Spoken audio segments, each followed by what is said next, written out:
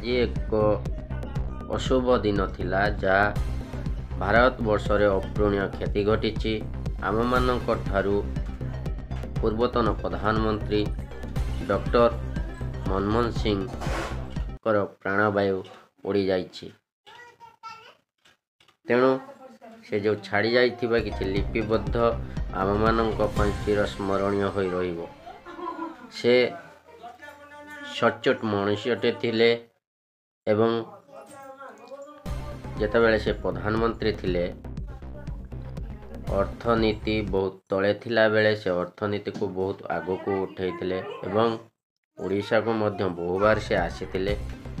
ଯେତେବେଳେ ପୂର୍ବତନ ମୁଖ୍ୟମନ୍ତ୍ରୀ ନବୀନ ପଟ୍ଟନାୟକ ଥିଲେ ତାଙ୍କ ସହିତ ବହୁତ ସାକ୍ଷାତକାର କରିଛନ୍ତି ଏବଂ ଓଡ଼ିଶାକୁ ମଧ୍ୟ ତାଙ୍କର ବହୁତ କିଛି ଅନୁଦାନ ରହିଛି। ସେ ସତରେ ଆମ ପାଖରେ ଆଉ ନାହାନ୍ତି, ତାଙ୍କର ପ୍ରାଣବାୟୁ ଚାଲିଯାଇଛି। ଦେଶବାସୀମାନେ ମନେ ପକାନ୍ତୁ, ଯେତେବେଳେ ଡକ୍ଟର ମନମୋହନ ସିଂ ପ୍ରଧାନମନ୍ତ୍ରୀ ଥିଲେ ହିଂସାର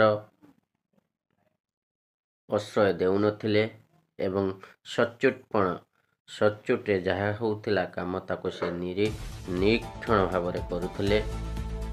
ସେ ଏମିତି ଏକ ମଣିଷ ଥିଲେ ପରୋପକାରୀ ଏବଂ ଦେଶ କେମିତି ଆଗକୁ ଅଗ୍ରସର କରିବ ତାହା ସେ ସଦାସର୍ବଦା ଚେଷ୍ଟା କରୁଥିଲେ।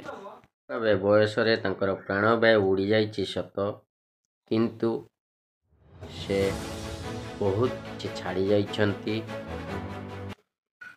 ଯେତେବେଳେ ସେ ପ୍ରଧାନମନ୍ତ୍ରୀ ଥିଲେ, ପୂର୍ବତନ ପ୍ରଧାନମନ୍ତ୍ରୀ ଡକ୍ଟର ମନମୋହନ ସିଂ ଥିଲେ, ସେତେବେଳେ ସେ କାହାରି କଥାକୁ ଶୁଣୁନଥିଲେ।